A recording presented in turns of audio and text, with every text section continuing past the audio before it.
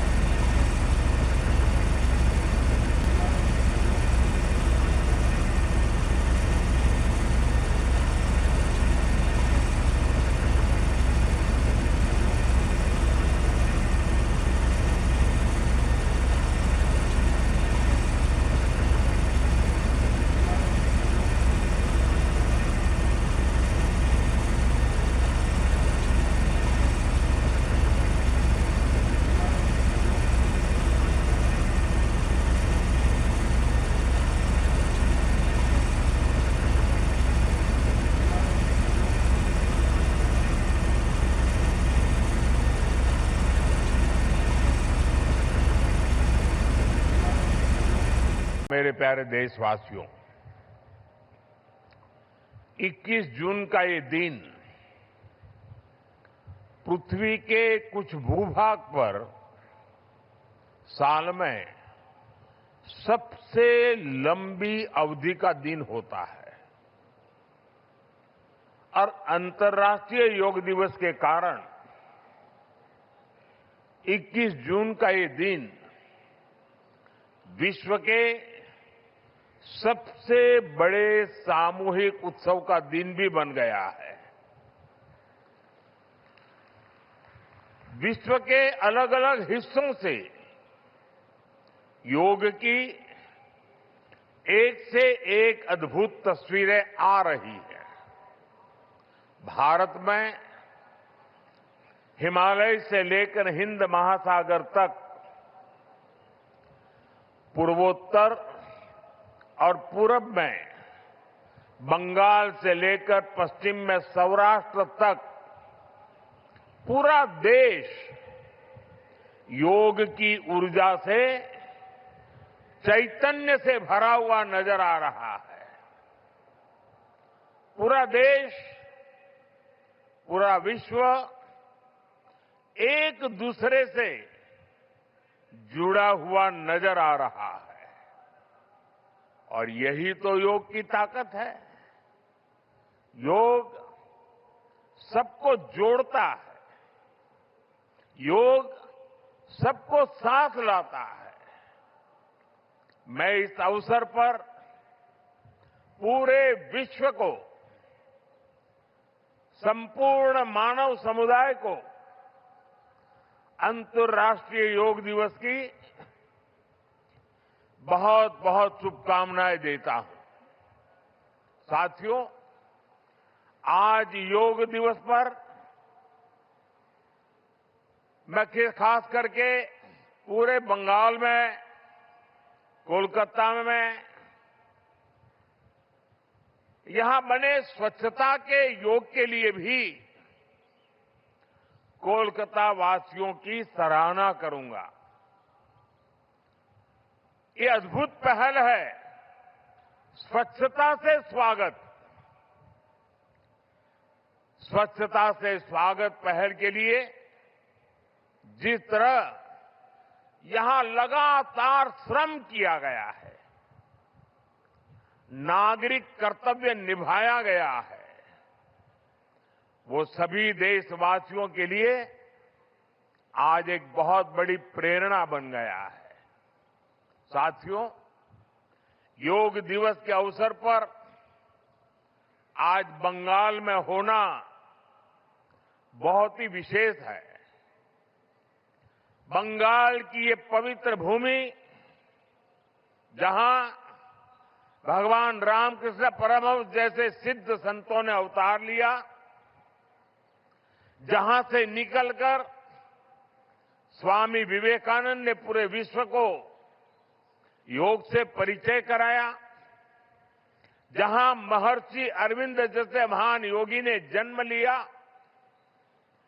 लाहिड़ी महाशय जैसे महान योगियों ने जहां योग परंपरा को नई ऊंचाइयों तक पहुंचाया, आज उसी धरती पर सामूहिक योग का अनुभव एक अलग आध्यात्मिक अनुभूति दे रहा है।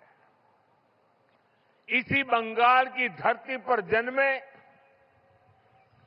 गुरुदेव रविन्द्रनाथ ठाकुर का मानना था कि मनुष्य की पहचान अलग अलग रहने में नहीं, बल्कि अपने आसपास की दुनिया से जुड़ने में है। यही जुड़ाव योग का मूल भाव है। महर्षि अरविंद भी कहते थे,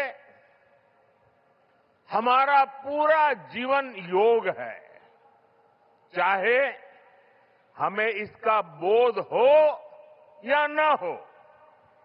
योग जब स्वभाव में आता है तो वो मानवीय एकता का आधार बन जाता है। साथियों, योग केवल शारीरिक श्रम का साधन नहीं है। योग किसी एक आयु वर्ग के लिए सीमित भी नहीं है। भारत में हम जानते हैं और देखते आए हैं, योग मानव के जीवन का चेतना के साथ, ऊर्जा के साथ एक प्रकाश भी है। इसलिए इस वर्ष अंतर्राष्ट्रीय योग दिवस की थीम रखी गई है, योगा फॉर हेल्दी एजिंग। उम्र बढ़ने पर भी हम स्वस्थ रह सकते हैं, हम ऊर्जावान और सक्रिय रह सकते हैं। योग हमें इसके लिए मार्ग दिखाता है। Friends, when we speak of yoga for healthy aging, it means that we can work to ensure that age does not reduce human potential. Yoga can help human life to aspire for constant growth. Our target must be to be more flexible at 40 than we were at 20. Our target must be to be more energetic at 50 than we were at 30. Our target must be to be more resistant to lifestyle disease at 70 than we were at 50.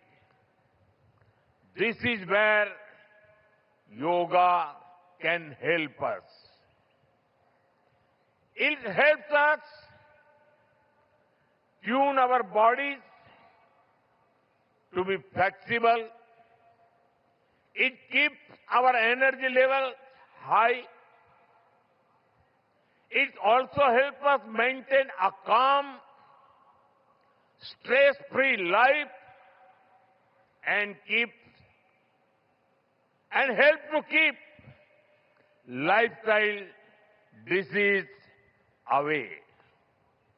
Moreover, with regular practice, yoga teaches us to remain lifelong learners of our own bodies and minds. The more we know about ourselves, the better we can manage ourselves. That is why yoga for healthy aging, this theme must be seen as one for people of all ages, not just for the elderly. साथियों, गीता में भगवान कृष्ण ने योग के विषय में कहा है, युक्त आहार विहारस्य युक्त चेष्टस्य कर्मसु युक्त स्वप्न अवबोधस्य योगो भवति दुःखः। अर्थात संतुलित आहार विहार से, संतुलित क्रियाओं और कर्मों से, संतुलित नींद और जागने से योग दुखों का नाश करने वाला हो जाता है। ये संतुलन ही योग का आधार है।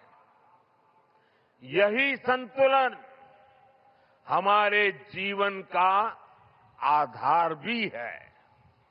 लेकिन ज्यादातर लोग आज इस आधुनिक समय में जीवन के असंतुलन से ही जूझ रहे हैं। बहुत मशक्कत करनी पड़ रही है उनको। योग हमें जीवन को बैलेंस वे में जीने की कला सिखाता है। योग हमें डूज और डोंट सिखाता है। और जब हम हमारे शरीर को सही ढंग से चलाना सीख लेते हैं तो स्वास्थ्य हमारा स्वभाव बन जाता है। साथियों, योग केवल हमारे शारीरिक स्वास्थ्य पर ही फोकस नहीं करता। योग मानसिक स्वास्थ्य से शारीरिक स्वास्थ्य का मार्ग दिखाता है। इसलिए योग के विषय में युक्त चेष्टस्य कर्मसु कहा गया है। यानी हमें क्या करना चाहिए, क्या नहीं करना चाहिए, इसका बोध। ये बोध हमारे जीवन में शांति का स्रोत तो बनता ही है। इससे विश्व शांति का मार्ग भी खुलता है। इसलिए योग आज केवल हमारी पर्सनल लाइफस्टाइल के लिए जरूरी है, इतना ही नहीं है। योग दुनिया के बेहतर भविष्य के लिए एक आवश्यकता भी है। साथियों, अंतर्राष्ट्रीय योग दिवस के अवसर पर करोड़ों लोग योग से जुड़ते हैं। लेकिन आज का ये दिन हमें अपने साझा संकल्प को फिर दोहराने का अवसर देता है। आइए हम संकल्प लें, योग को केवल एक दिवस तक सीमित नहीं रखेंगे। योग को केवल एक कार्यक्रम तक सीमित नहीं रखेंगे। हम योग को अपने जीवन का हिस्सा बनाएंगे, अपने परिवार का हिस्सा बनाएंगे, अपनी आने वाली पीढ़ियों का हिस्सा बनाएंगे। साथियों, इसी दिशा में इस वर्ष योग 365 योग 365 की पहल को भी आगे बढ़ाया गया है। इसके तहत 100 दिन के ऑनलाइन योग कार्यक्रम का आयोजन किया गया है, जिसमें अभूतपूर्व जनभागीदारी देखी गई है। 130 देशों के 30 लाख से अधिक लोगों ने इसमें भाग लिया है। साथियों, जब समाज स्वस्थ होगा तब राष्ट्र भी अधिक सक्षम, अधिक समृद्ध और आत्मविश्वासी बनेगा। मैं इसके लिए मैं सबके लिए कामना करता हूं, सर्वे भवन्तु सुखिनः, सर्वे सन्तु निरामया। इसी के साथ आप सभी को एक बार फिर अंतर्राष्ट्रीय योग दिवस की बहुत बहुत शुभकामनाएं, बहुत बहुत धन्यवाद।